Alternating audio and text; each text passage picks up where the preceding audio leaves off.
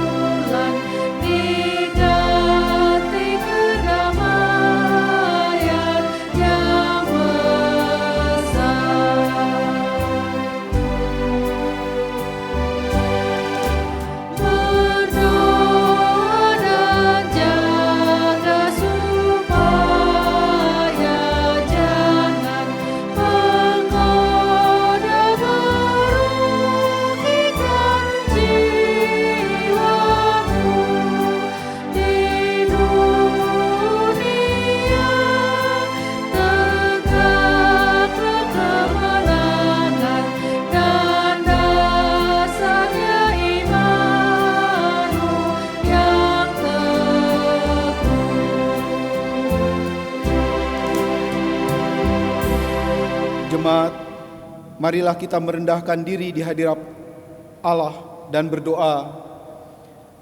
Ya Allah Maha Kudus, kami bersyukur kepadamu oleh karena Engkau telah memampukan kami bertahan di masa-masa yang penuh dengan pergumulan dan mengaruniakan keselamatan kepada kami. Hadirlah dalam ibadah keluarga malam ini oleh pemberitaan firman-Mu, supaya sukacita kami menjadi lengkap. Pimpinlah prosesi ibadah ini oleh Roh-Mu sendiri, agar kami memperoleh damai sejahtera. Kami berdoa demi Kristus Yesus Tuhan dan Juru Selamat kami. Amin. Pujian berbalasan, Mazmur 13 ayat 2-6. Saya akan membacakan kata-kata yang menjorok keluar dan ibu-ibu, saudara-saudara sekalian, menjorok katanya ke dalam. Mazmur 13 ayat 2-6. Berapa lama lagi Tuhan Kau lupakan aku terus-menerus? Berapa lama lagi Kau sembunyikan wajah-Mu terhadap aku? Berapa lama lagi aku harus menaruh kekhawatiran dalam diriku dan bersedih hati sepanjang hari? Berapa lama lagi musuhku meninggalkan diriku atasku? Pandanglah kiranya, jawablah aku ya Tuhan Allahku. Buatlah mataku bercahaya, supaya jangan aku tertidur dan mati. Supaya musuhku jangan berkata, aku telah mengalahkan dia. Dan lawan-lawanku bersorak-sorak apabila aku goyah. Tetapi aku, kepada kasih setiamu aku percaya. Hatiku bersorak-sorak karena penyelamatanmu. Aku mau menyanyi untuk Tuhan, karena Ia telah berbuat baik kepadaku. Kidung Jemaat 26 bait yang pertama dan yang kedua.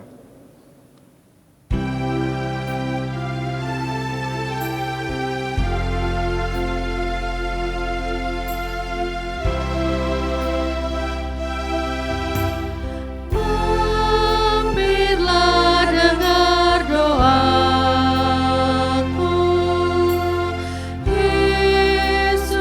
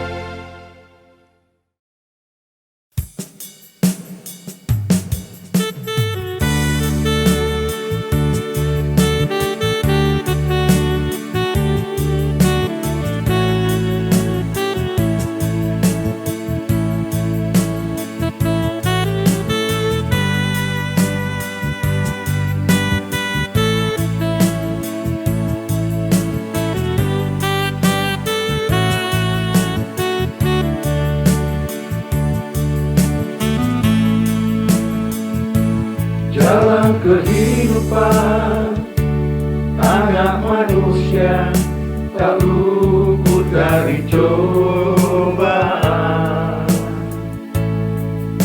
Banyak keindahan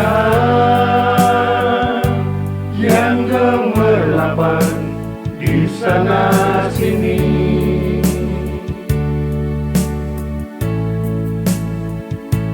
Terkadang manusia hanyut terbawa arus yang menggiurkan.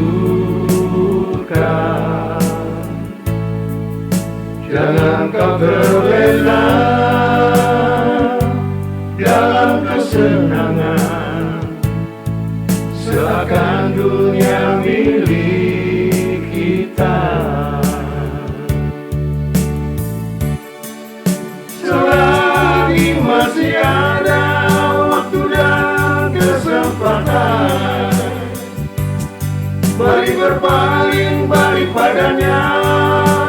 Dia setia menunggu. Jangan sia-siakan waktu yang diberikannya. Cepat berpaling balik padanya. Dia tetap menunggu, menanti kedatangan umatnya yang datang berserah diri kepadanya. Serahkan pergumulan hidupmu, akan dipulihkannya.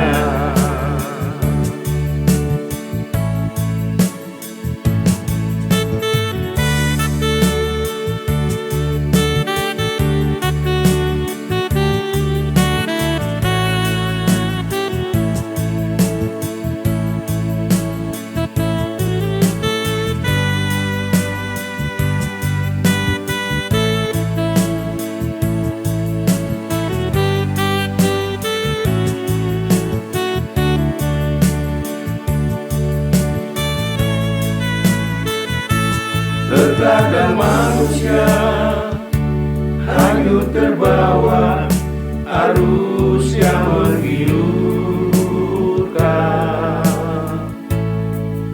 Jangan kau terlena dalam kesenangan, seakan dunia milik kita. Selagi masih ada waktu dan kesempatan, mari berpaling balik padanya. Dia setia menunggu. Jangan sia-siakan waktu yang diberikannya. Cepat berpaling balik padanya. Dia tetap menunggu, menanti kedatangan umatnya yang datang berserah diri kepadanya. Serahkan pergumulan hidupmu, akan dipulihkannya. Serahkan pergumulan hidupmu, pasti dipulihkannya.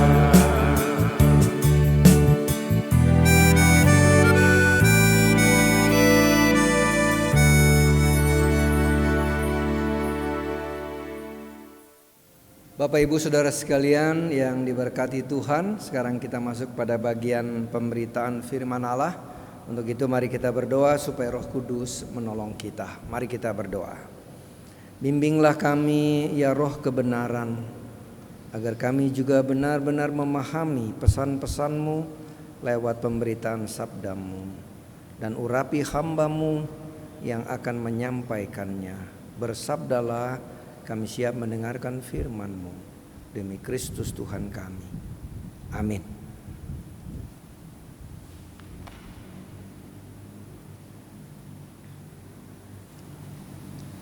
Pembacaan Alkitab pada malam hari ini terambil dari Filipi 4 ayat 6 sampai dengan 7.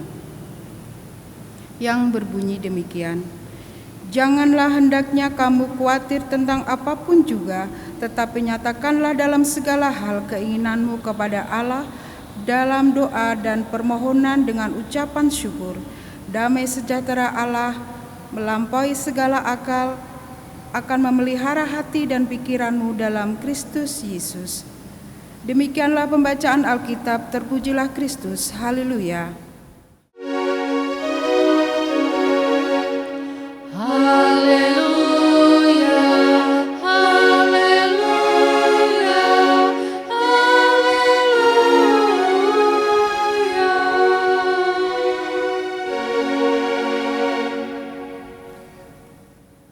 Bapak Ibu Saudara sekalian yang kekasih dalam Tuhan, kita dituntun oleh tema yang diberikan pada kami, Dia hanya sejauh doa. Nah, teks bacaan kita ada menyinggung tentang kekhawatiran. Kita tahu dalam kenyataan hidup kita, kekhawatiran itu selalu ada, selalu hinggap di dalam hati kita, di dalam pikiran kita.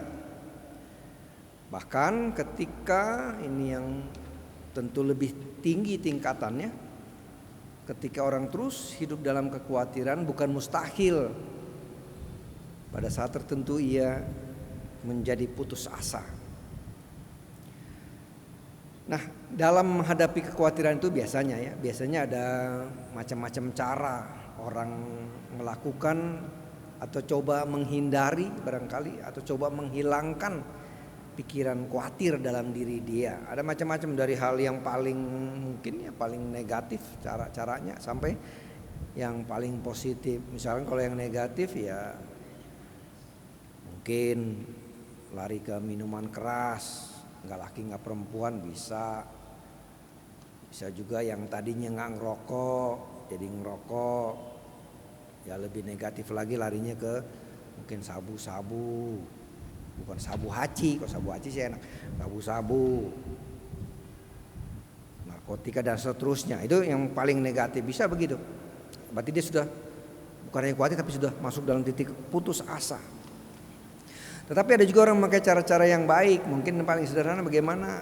Mungkin dia sharing pada teman-temannya. Bisa juga kalau suami ke sharing ke istri, atau istri ke sharing ke suami. Orang tua mungkin kepada anak-anak, bisa anak-anaknya sudah besar, sudah warga sidi misalkan, sudah kuliah. Mungkin juga dia lebih punya banyak pengetahuan. Bisa juga kepada ya mungkin presbiter, kah pendeta, kah penatua dia dan seterusnya. Jadi ada cara-cara untuk mengatasinya.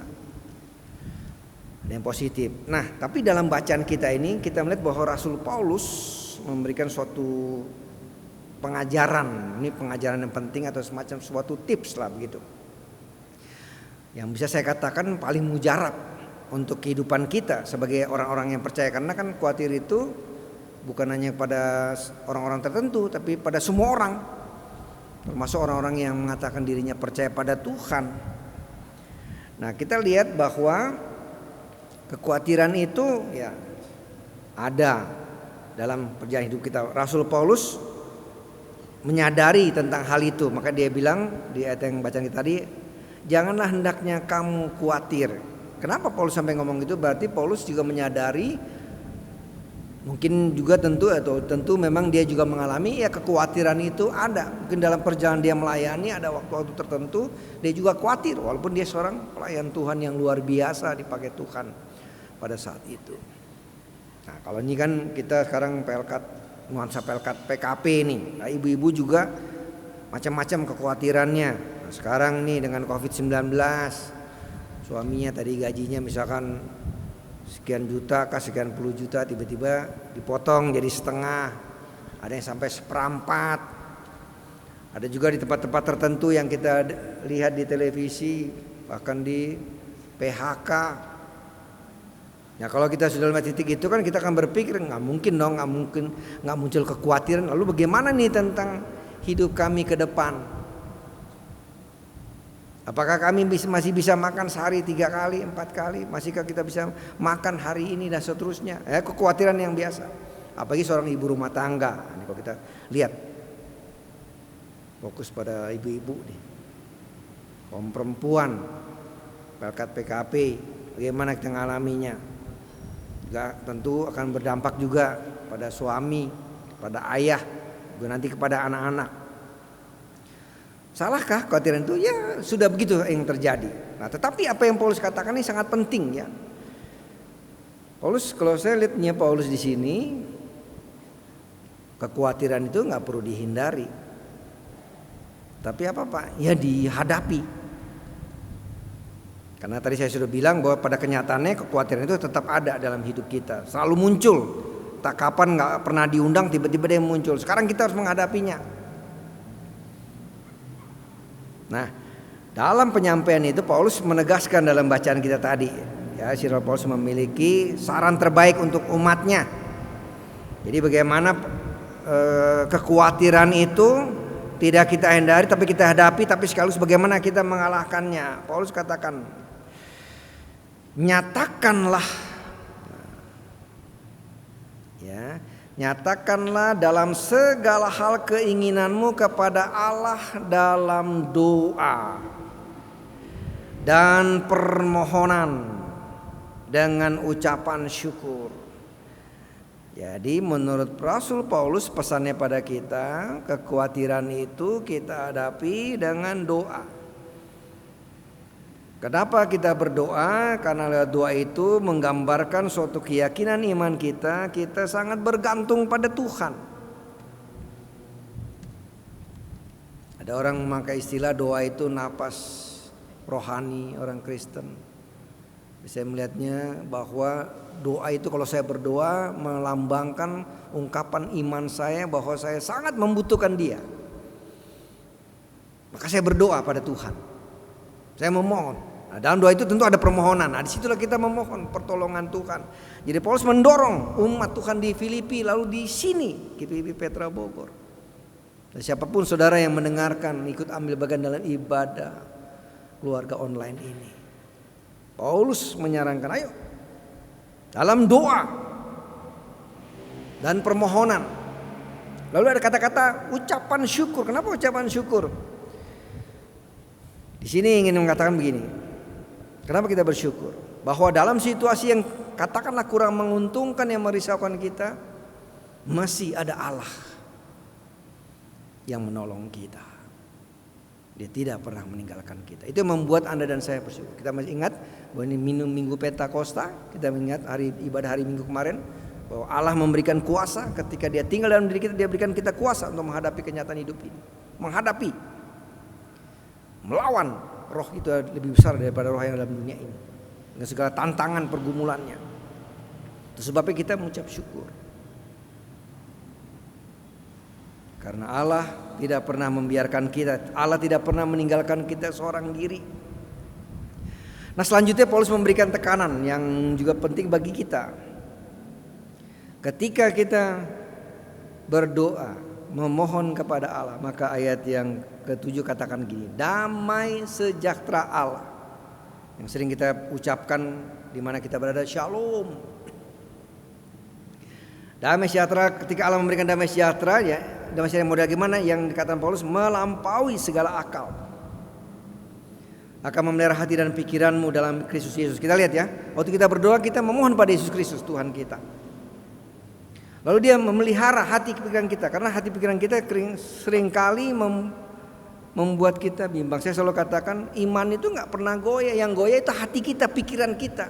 Setelah kita berdoa, tadi saya bilang ketika contohnya tadi biasa terima gaji kan, tiba-tiba karena COVID-19 ini jadi setengah.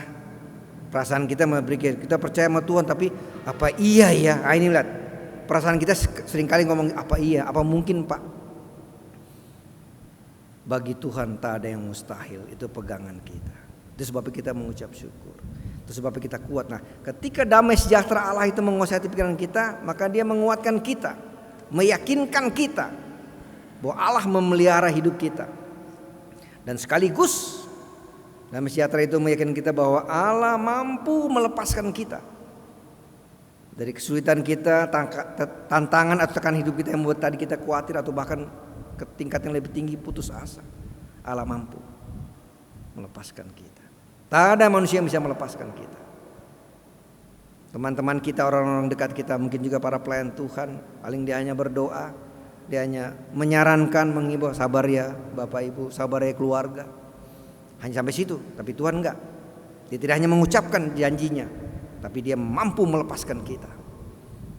Nah, damai sejahtera itu melepaskan kita dari situasi seperti itu. Lalu kita melihat kuasa Tuhan hadir. Ya, peristiwa Pentakosta itu menyatakan kuasa Allah mendobrak. Lalu dia memperlihatkan tentang masa depan, bahwa aku bersama-sama dengan kamu, aku sahabat, aku sobat yang setia, aku kawan yang sejati. Aku tak akan pernah meninggalkan engkau. Nah, jemaat kekasih, kita lihat di sini bahwa Allah tidak jauh untuk didatangi. Ya kan, ungkapan Surya Temani. Sebenarnya Allah itu hanya sejauh doa kita padanya. Doa di mana? Ya doa di kolong jembatan bisa. Lagi naik motor bisa. Allah jauh enggak. Allah kan di dalam kita. Roh Kudus itu seringkali dikatakan, saya meyakini juga seperti itu, Roh Kudus adalah Allah di dalam kita. Jadi Allah enggak pernah di luar kita. Allah di dalam kita. Kalau dikatakan sejauh doa, kita tinggal ngomong saja apa yang kita ngomong. Kita butuh pertolongan dia, dan kita yakin dia mampu melepaskan kita. Nah, keyakinan itu yang membuat kita mampu menghadapi, melawan, mengalahkan kekhawatiran yang coba menenggelamkan kita, yang berakibat pada putus asa. Kan orang udah putus asa, kadang-kadang ya banyak di TV, orang bunuh diri lah, gantung diri. Gantung di pohon, kalau pohon toge sih nggak mati, kalau dia pohon kelapa mati. Saudara, jadi kita lihat Tuhan nggak jauh. Yang sering menjauhkan Tuhan kan diri kita sendiri. Coba menghindari Tuhan, tapi Tuhan tidak pernah jauh. Dia ada bersama kita. Dia kawan yang sejati, dia sahabat kita. Dia sahabat yang sejati. Manusia kadang-kadang suka meninggalkan kita, sahabat juga bisa meninggalkan kita. Tapi Kristus Yesus tidak. Saudara, itu pesan firman Allah. Tuhan ini sejauh doa. Berdoalah, mohon pertolongan Tuhan. Bergantunglah pada Dia. Kiranya firman Allah ini mendapat tempat dalam hati kita. Tuhan memberkati. Amin. Kita memuji Allah lewat Kidung Jemaat 453 bait 1 dan bait 2, Yesus kawan yang sejati.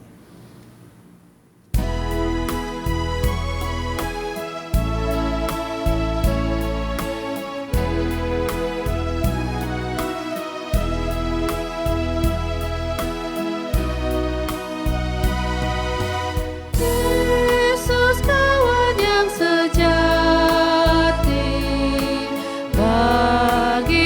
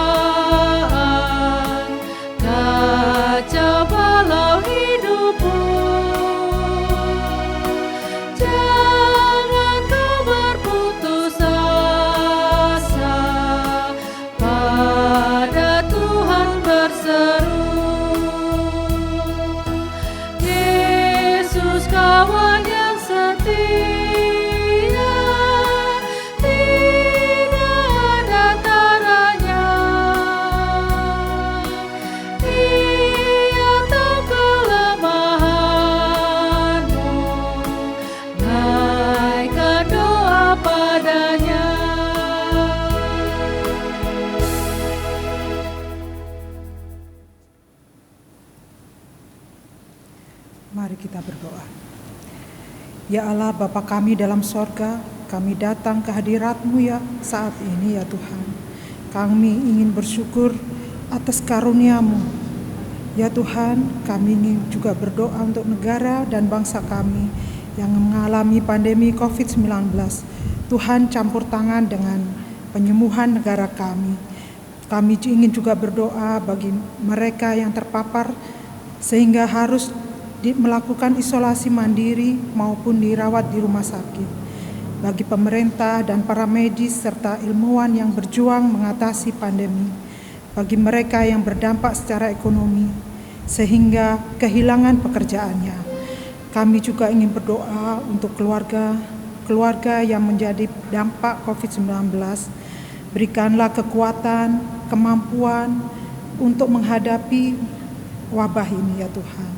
Kami juga berdoa untuk Bapak Pendeta Benyamin Sahuta dan Ibu Pendeta Els Manuhutu. Tuhan, kiranya Engkau memberikan kesehatan supaya bisa melayani kami sebagai jemaat Petra Bogor ini. Tuhan, kiranya Engkau berikan damai sejahtera untuk kami bisa melayani. Berikan kami hati yang tulus supaya kami bisa memuliakan nama-Mu dalam kehidupan kami. Inilah kami ya Tuhan yang sudah dalam nama Tuhan Yesus Kristus yang sudah mengajar kami berdoa. Kami yang di surga, dikuduskanlah namamu, datanglah kerajaan-Mu, jadilah kehendak-Mu di surga. Berilah kami pada hari ini makanan kami yang secukupnya, dan ampunilah kami akan kesalahan kami, seperti kami sudah mengampuni orang yang bersalah pada kami, dan janganlah bawa kami ke dalam pencobaan, tapi lepaskanlah kami daripada yang jahat.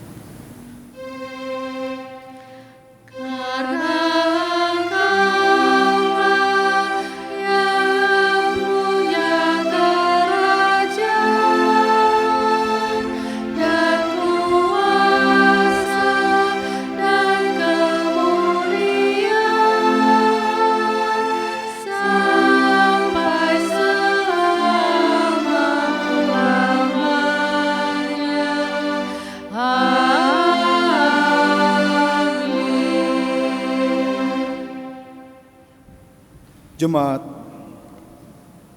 marilah kita mengucap syukur kepada Allah dengan memberi persembahan syukur untuk mendukung pekerjaannya yang dilakukan oleh gereja.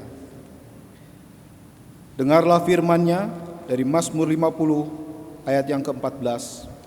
Persembahkanlah syukur sebagai korban kepada Allah dan bayarlah nasarmu kepada Yang Maha Tinggi. Tuhan memberkati persembahan kita. Sambil persembahan dikumpulkan, marilah kita memuji Tuhan. Kidung Jemaat 450 bait yang pertama dan yang kedua.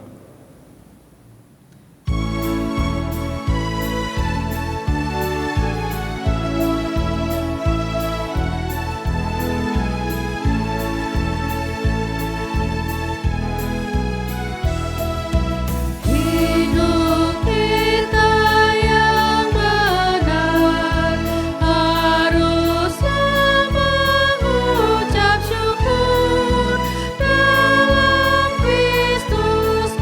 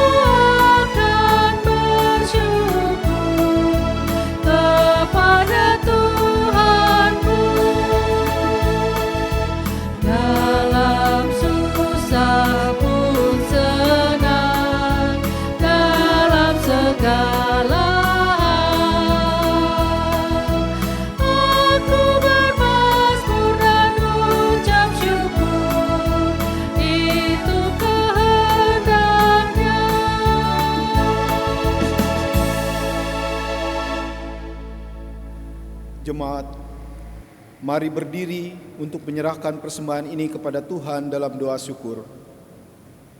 Hidup adalah pemberian yang kami terima daripada-Mu, ya Allah. Segala yang Kau karuniakan itu baik adanya. Sebab itu, kami mempersembahkan apa yang telah diterima daripada-Mu untuk mendukung karya-Mu yang dikerjakan gereja. Biarlah Engkau berkenan memberkatinya, supaya menjadi berkat bagi pelayanan kasih kepada semua orang yang membutuhkannya. Amin. Jemaat yang kekasih, pergilah dalam damai sejahtera Tuhan ke dalam kehidupanmu sehari-hari, serta lakukanlah firman Tuhan yang telah kamu dengar. Memuji Allah lewat Kidung Jemaat 425 bait 1 dan 3.